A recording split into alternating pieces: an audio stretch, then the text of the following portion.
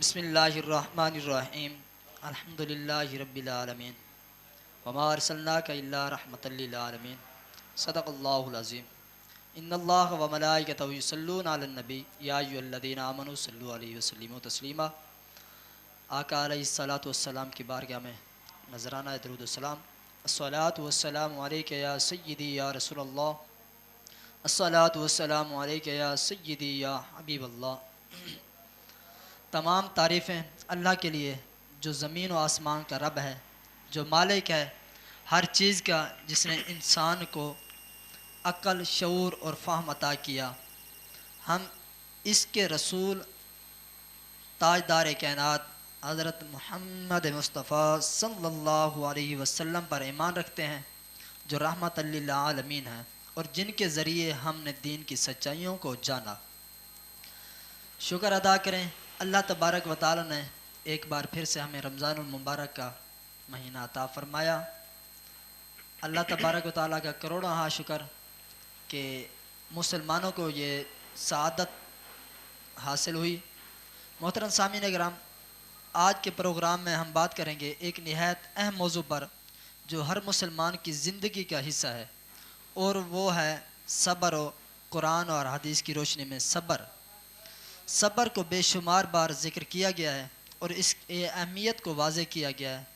صبر ایک ایسی صفت ہے جو انسان کی روحانیت کو بلندی دیتی ہے اور اس کے دل کو سکون ملتا ہے جو صبر کے ساتھ رہتا ہے۔ سبحان اللہ۔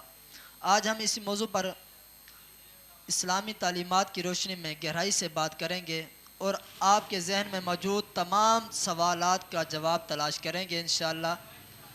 جو آج ہو سکا انشاءاللہ وہ کریں گے، باقی انشاءاللہ وقتاً فوقتاً پھر بھی کرتے رہیں گے۔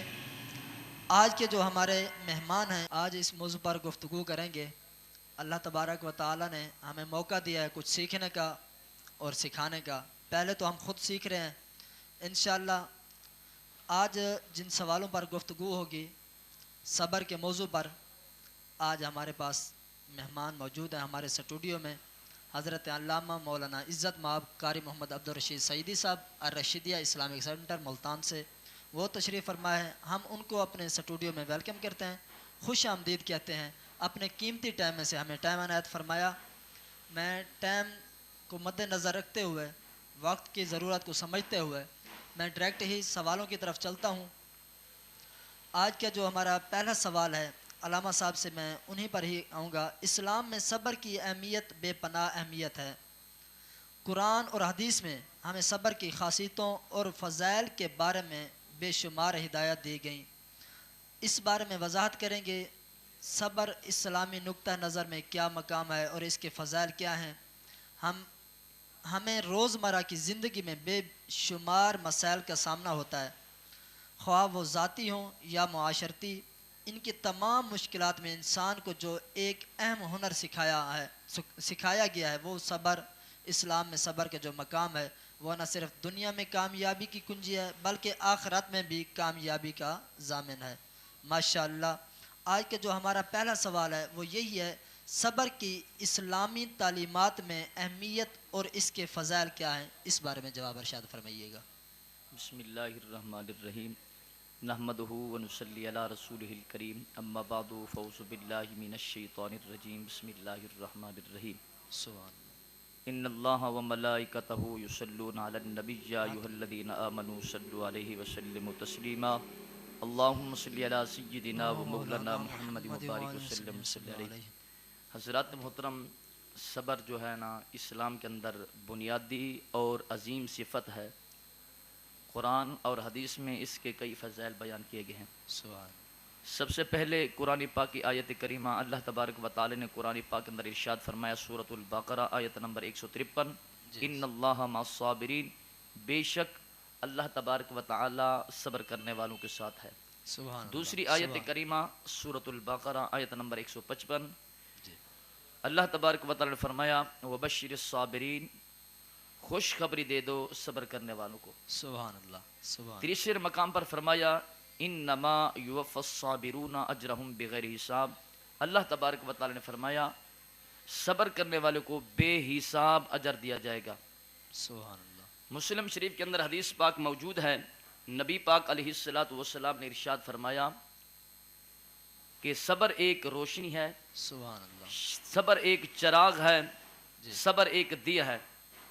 اور بخاری شریف کے اندر، بخاری شریف میں ایک حدیث پاک موجود ہے، نبی پاک علیہ الصلوۃ والسلام نے فرمایا کہ جب اللہ تبارک و تعالی کسی بندے کے ساتھ بھلائی کا ارادہ کرتا ہے سبحان تو اللہ تبارک و تعالی اس بندے کو آزمائش میں، مصیبتوں میں مبتلا کر دیتا ہے. اللہ. حضرات محترم، نبی پاک علیہ الصلوۃ والسلام نے فرمایا کہ جس مسلمان کے 3 بچے فوت ہو جائے جی.